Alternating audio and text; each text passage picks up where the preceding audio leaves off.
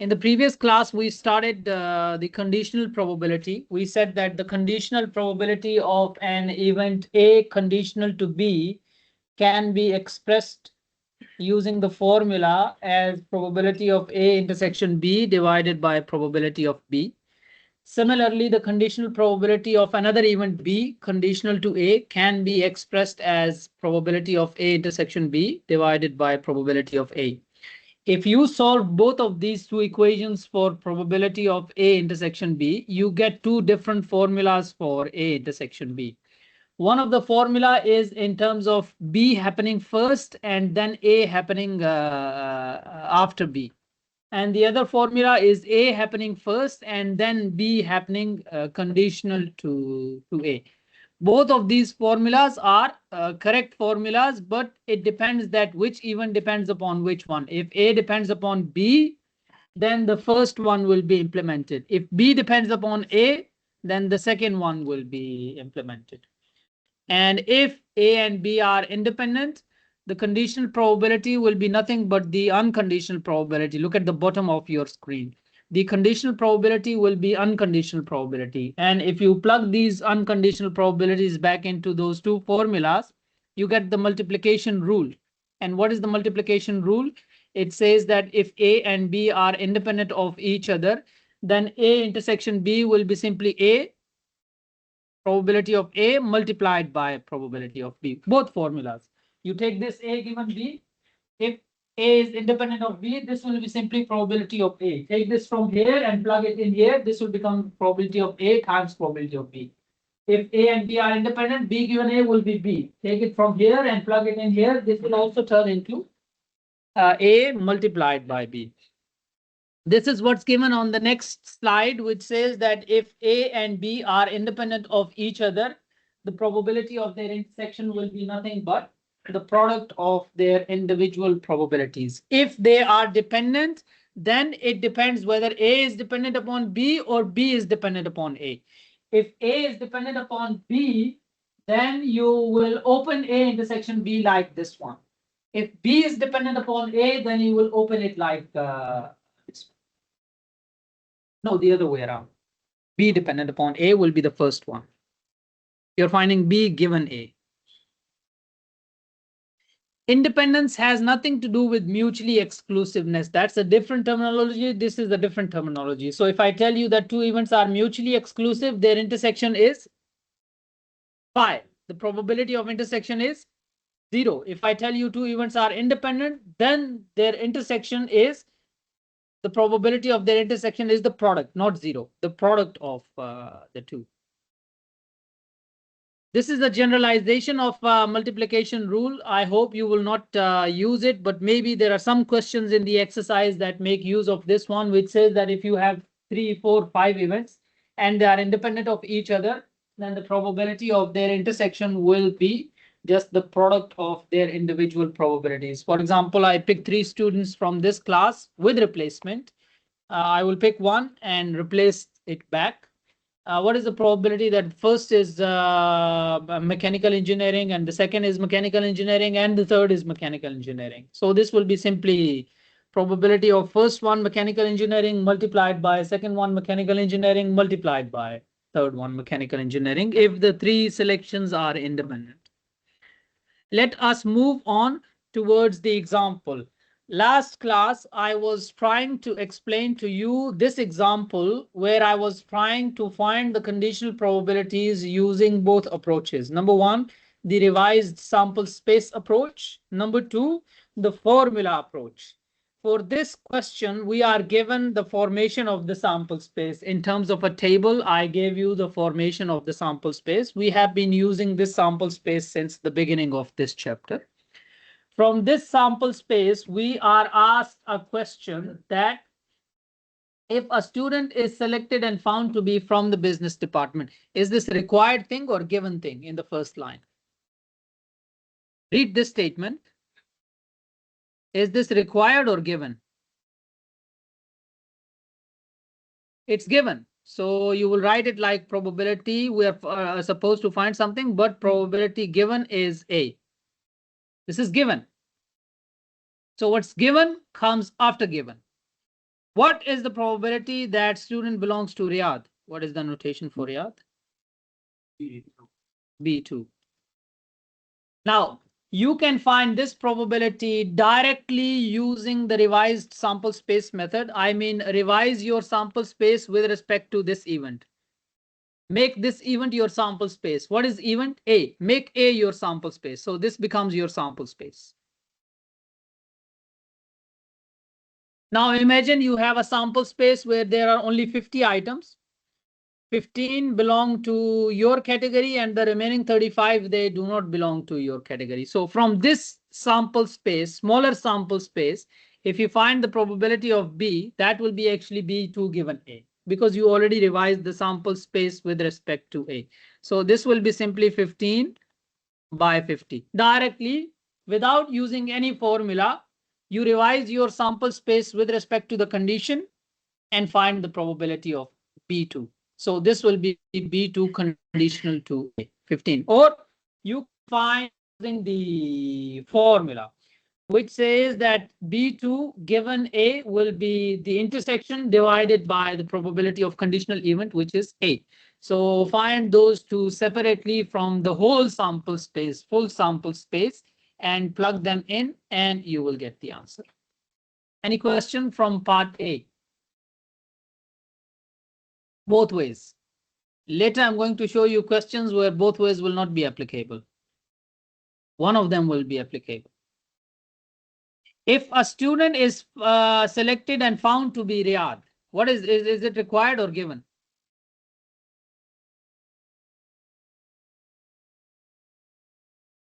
Now the given is B2. What is the probability that the student is from business? Again, using the revised sample space method, revise your sample space according to B2. So make B2 your sample space. This is your sample space now. Imagine you have only 100 units in your sample space and 15 belong to your event. 85 do not belong to your event. So it is simply 15 by 100 using the revised sample space method. Or I also use the formula.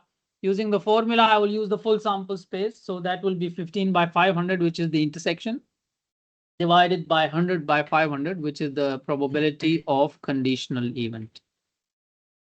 Any questions? No questions?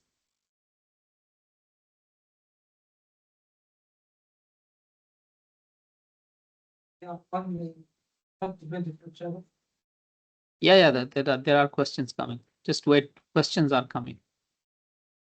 No questions? No question. If you don't ask questions, I will start asking questions. Are the two events A and B2 independent? How can you answer this question? What is the rule of independence? No, that's mutually exclusiveness. No, that's mutually exclusiveness.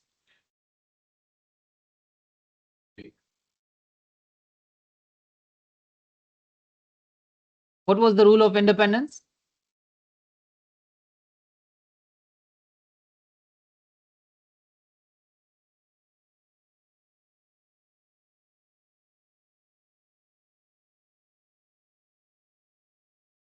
The rule says that two events A and B are independent if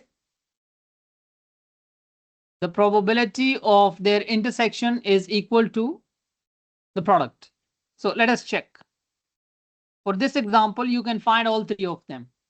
You can find A intersection B2, that came out to be 3%. You find a probability of A that came out to be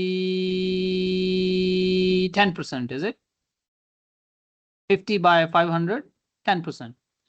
You found B2 that came out to be 20%. Then you plug the three of them in the equation. That is probability of A intersection B2 equals probability of A times B2. So 0.03, 0.1, 0.2. Are they equal? No, because they are not equal. So you will say that they are not independent of each other. They are dependent. Yes. mutually exclusive. If the intersection is phi or the probability of intersection is 0, we call them mutually exclusive. Any question? Now we move on to the next topic, which is related to conditional probability. This is a theorem of total probability. Sometimes you have an event B that is broken into pieces. On the left side, you have an event B, which is broken into only two mutually exclusive pieces. On the right side, you have an event B, which is broken into more than two mutually exclusive pieces, many pieces. And we need to find the total probability of this B. We have been given these pieces indirectly, and we just need to add them together according to the theorem of addition theorem. If two or more than two events are mutually exclusive, the probability of their union is just the sum because they have no intersection. So because if I give you this piece, the piece number 1, 2, 3, and 4, and ask you for the total probability of B, can you find it?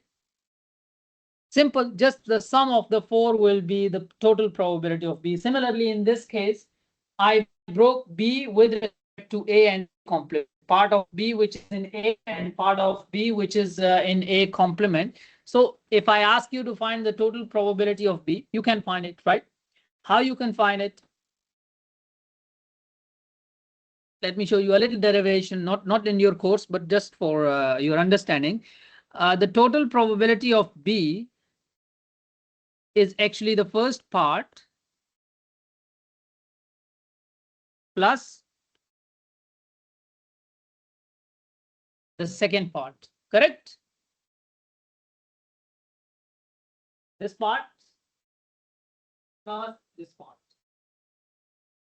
Now, according to the definition of A intersection B, I can open A intersection B in two ways, right? I can open it like probability of A multiplied by B given A, or I can open it like probability of A given B multiplied by probability of B. I can open A intersection B in both ways, correct? Which way is useful here and which way is useless here? I'm saying this way is useless here. Why? Again? No, I'm only talking about this. I'm only talking about the first part so far. The first part can be intersection of A and B can be opened in two ways. Either on the left side or on the right side. I'm saying I will use the left one. I will not use the right side. Why? You're trying to find the probability of B, and for the second one, you need probability of B. I'm not saying it is incorrect. It is correct, but useless, right? So I will open it this way. Plus, second one also can be opened in two ways. One of them will be useful, one of them will be useless. So the useful one will be A complement. So this is called theorem of total probability. You will be given information in terms of these four pieces, 1, 2, 3, and 4. You will have to join these four to make those two pieces from the Venn diagram and add them together to get the total probability of B. I will show you with reference to an example also. Same thing is to be done with the second diagram, where you have the total probability of B equals first part plus second part plus third part plus the fourth part. Then the first part can be opened in two ways. One of them will be useful, second one will be useless. Second also in two ways, and so on. Yes.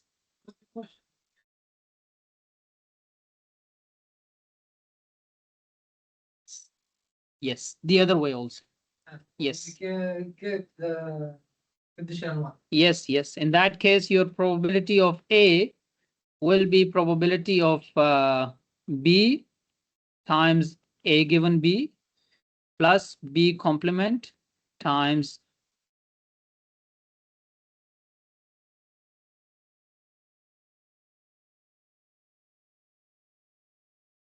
A given B complement. Similarly, replace A with B and you will have it.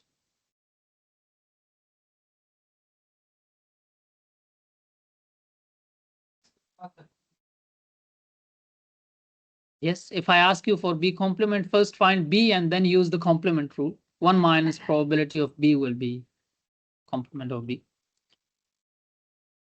Then one step further, I might give you B given A and ask you for A given B. Look at this. I give you this, and this. And I ask you for this. A given B. Now open the simple formula of conditional probability. What is A given B? It is A intersection B divided by B. So let me hide this one for a moment. Keep this diagram in your mind. Keep this diagram in your mind. And I ask you from this diagram, I give you this, and this. And I ask you probability of A given B. According to the conditional probability formula, what is A given B? A intersection B over B. The denominator will come using what? The total probability rule that you just derived. Probability of B will come using the total probability rule. And the numerator again can be opened in two ways. One of them will be useful. One of them will be useless. Let me show you those two ways. I can open it as A into B given A. I can also open it as B into A given B. Why the second one is useless? Because you're trying to find A given B and it requires A given B. So you will open the numerator in that way divided by the total probability. This rule is called Bayes theorem, the one on top of your screen. This rule is called Bayes theorem. And in the same spirit, it is extended to more than two events, exactly in the same spirit. More than two events. Let me show you the application with respect to this example. Everything in the formula sheet. Everything in the formula sheet. Everything in the formula sheet, and the derivation is not in your syllabus. It is just for your understanding that where are these formulas coming from. Here is the formula sheet that will be given to you in exam.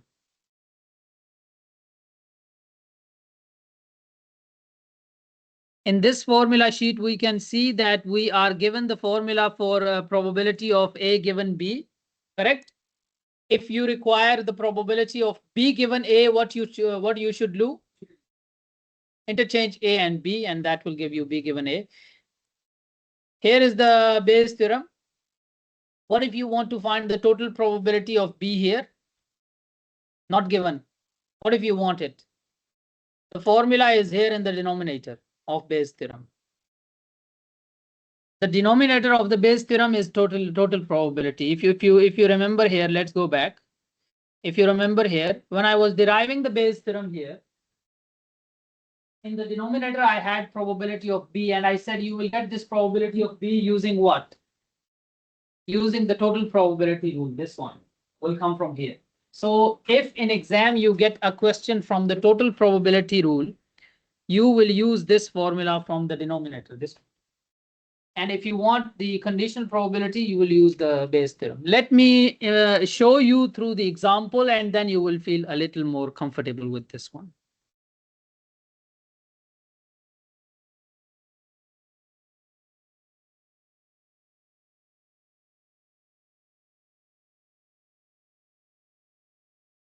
Consider a manufacturing company with 4 plants. You have a company that has 4 plants. One in Dammam, they have 1 plant in Dammam, 1 in Riyadh, 1 in Makkah, and the last one in Qasim. So we have a company, they manufacture something, and for the manufacturing, they have 4 plants, 1 in Dammam, 1 in Riyadh, 1 in Makkah, and 1 in Qasim. Okay. Now, out of all the products of this company, 20% of the objects are manufactured in Dammam. So the Dammam plant is responsible for 20% of the overall products. 30% in Riyadh, the 30% goods of this company are manufactured in Riyadh. 10% in Makkah and 40% in Qasim. Qasim is a bigger plant. So 40% from Qasim. So you have a total sample space. This sample space, this is your company, all the products of your company. This 20%, this 20% is manufactured in Dammam. This 30% is in Riyadh. I'm not talking about the oval yet.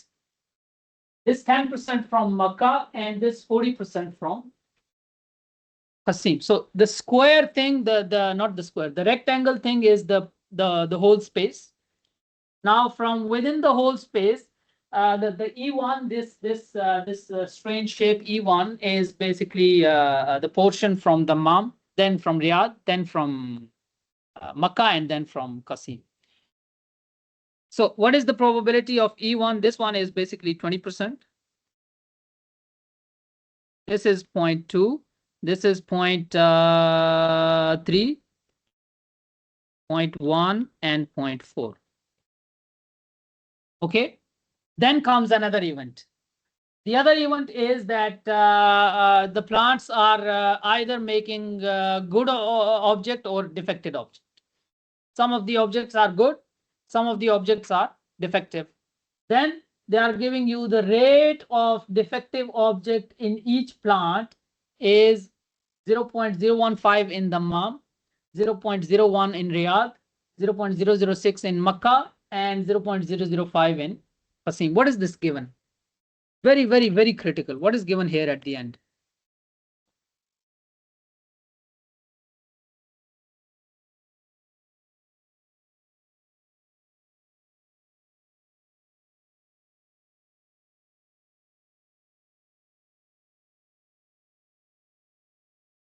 Let me call defective to be B. Item is defective. So what are these probabilities given?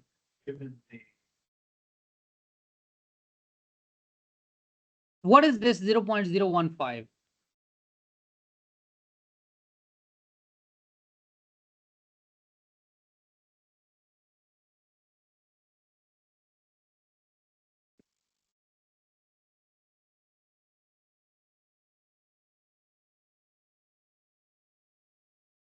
It's the defect rate of the mom's plant. Suppose this is communicated by the manager of the mom plant. So the manager of the mom plant says that from my plant, the defect rate is 1.015. So this is probability of having a defective item given the item was chosen from the mom. B given E1. Similarly, the defect rate, yes.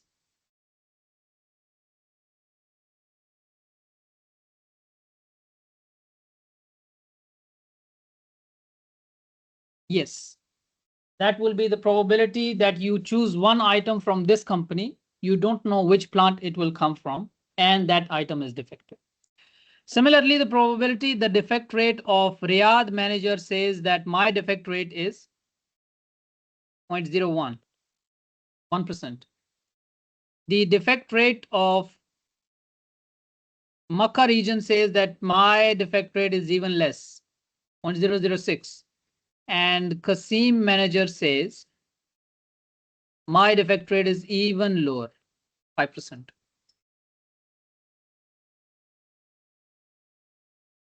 You understand the question now? What is given in the question? We are not up to the level where I tell you what is required. Only I'm interpreting what is given in the question. Okay. Now read part A. A is about total probability. A says if an object is selected randomly, what is the probability that it is defective? What is required? Simply the probability of B is required. Now, before you go into the formula, look at the diagram down there.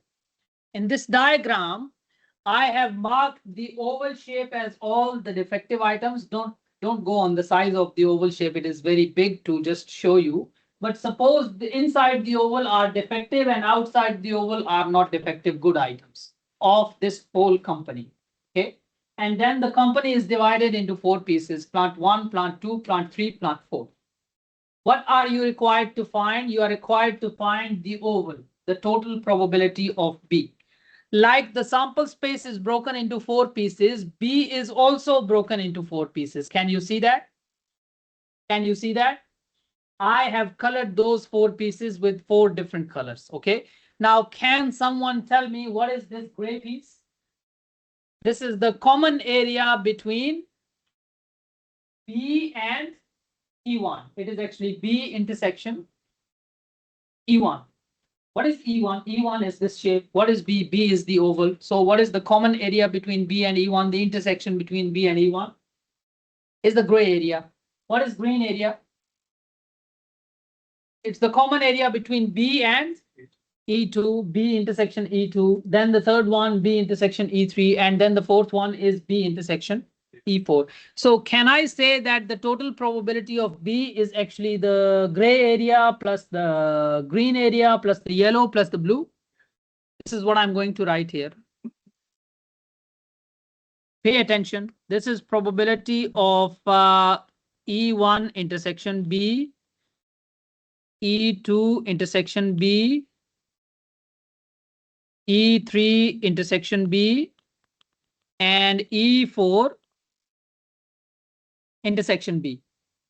Now I can open the first intersection in 2 ways. Pay attention. One of them will be useful. One of them will be useless.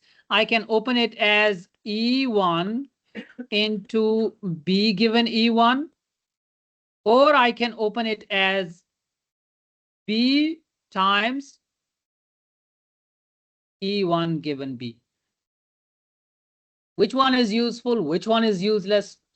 Why first one is useful and second one is useless? You are trying to find the total probability of B and you require the total probability of B here. So I will open this one only in the first way. So this one becomes probability of E1 multiplied by B given E1. Similarly, the second one will be opened like probability of E2, B given E2, plus so on. The last one will be E4, B given E4. What is probability of E1? The total amount of products coming from the Ma. It's given. You said it, 20%.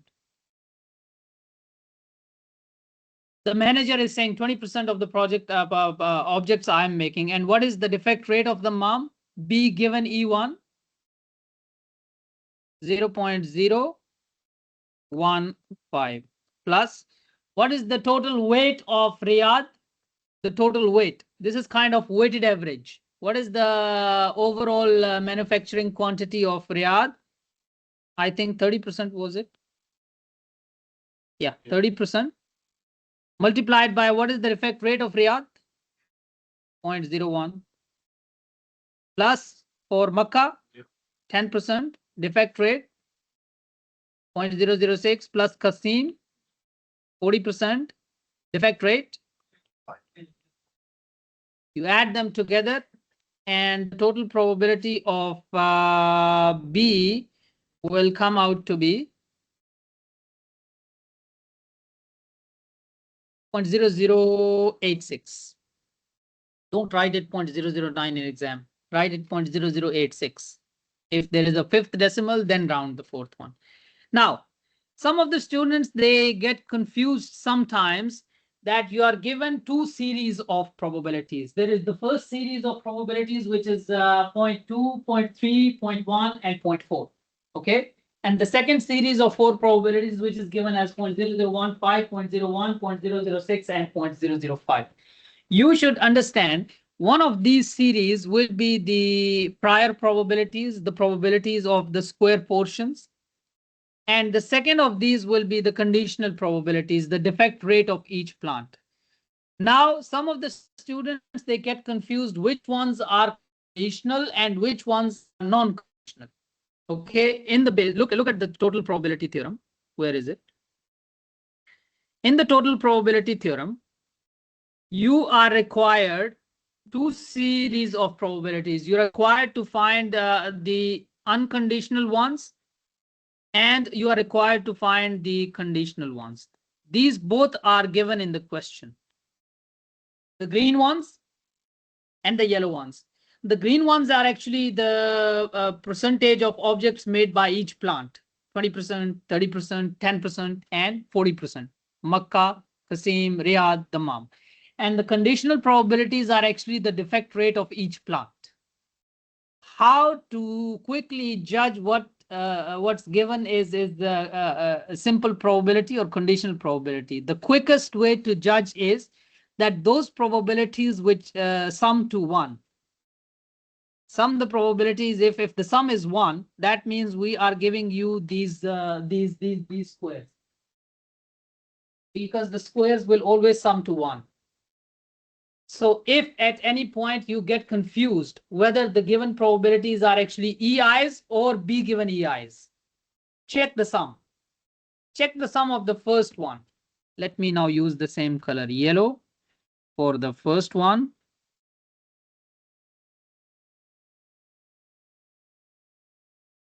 And green for the second one. Check the sum of the first series. 1. Check the sum of the second series. Not 1. So most of the examples you will see the sum of second series will not be 1. So the series for which the sum is 1, that's actually the prior probabilities, unconditional probabilities. And the one for which sum is not 1, these are conditional probabilities. So in the total probability formula, what you will use as the weights are the ones that sum to 1, and what the defect rate for each plant will be the conditional probabilities. Yes, one by one. Very rare cases, yes, the conditionals, they can also sum to 1. In very rare cases, some rare questions, both of them can also sum to 1. In that case, you will have to judge which one is that. By definition. Rate is always conditional, yes. By definition, rate is always conditional. Any questions so far? Let's go one step further. Given this information, if I tell you that I selected a product from this company, I'm a consumer of this company, I bought one product from the market, I don't know it was manufactured in which plant. I bought this one and it is defective. And I tell the owner that I purchased your product and it came out to be defective. And the owner wants to see that it came from which plant. The product doesn't say it is from which plant. Now I want to find the probability if the mom is responsible for this or not. What am I asking you to find? I checked a product and the product is defective. What is the probability that it came from the mom?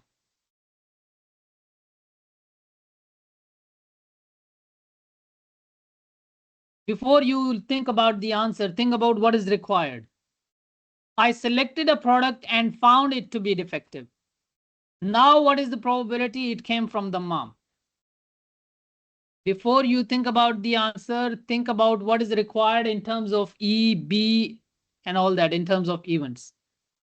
Is it B given E what? E1. So I'm telling you that the product is defective. I'm telling you that the product is defective.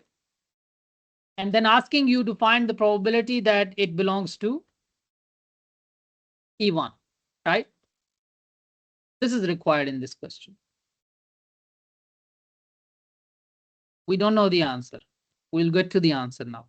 Here is the question.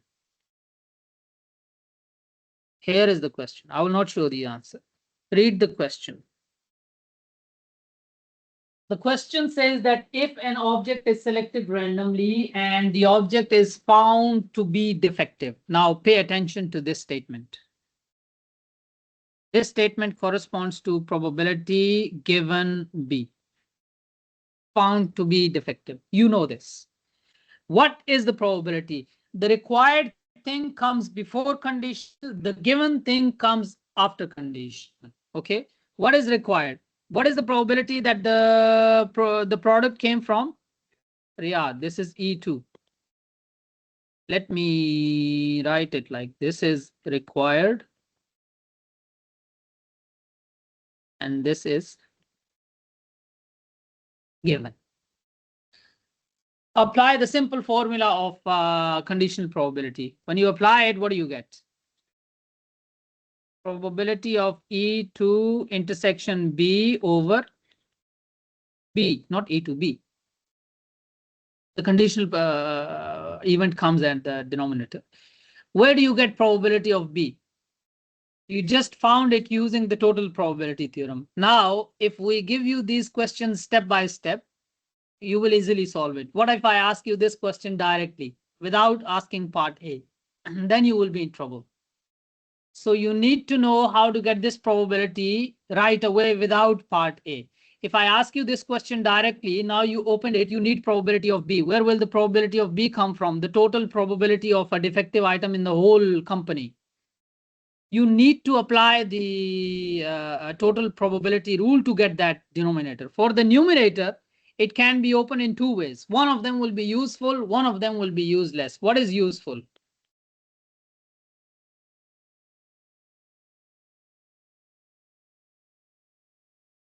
This is useful. Over the probability of B, you just found it. It was actually a summation of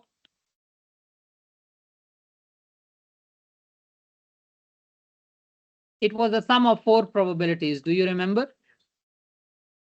This is what is given to you in the formula sheet.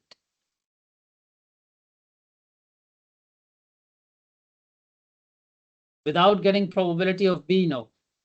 You can find the proportionality constant, complicated, but you cannot find the exact probability. Now, the denominator is the total probability that you found in part A, 0.0086. The numerator, what is probability of E2? 30% from the table. What is probability of B given E2? It's the defect rate of Riyadh from the table, which is point, I think, 001 or something. I don't remember. So now if you look at the solution, it says probability of E2 was 30%. Probability of B given E2 from the table, B given E2, it was 1%. And this whole thing from part A, total probability. Now you need a lot of practice in these kind of questions where we don't give you part A and straight away ask for part B. This is where you will be in trouble. When you don't know what is the total probability. Bayes theorem is nothing but simply opening the formula of conditional probability, nothing. But the Bayes theorem becomes difficult if the denominator is not given to you and denominator is given to you in pieces. You have to first join those 4, 5, 2, 3 pieces. What if there were only 2 plants here? Not 4 plants. If there were only 2 plants here, this would apply. The mom, not the mom. Defective, outside the circle, not defective. So you can have a Bayes theorem for 2 events, or you can have Bayes theorem for more than 2 events. Any question? We have finished this chapter. Tuesday, I will solve many questions, many questions. The whole class will be only problem solving question from the whole chapter. First, I will bring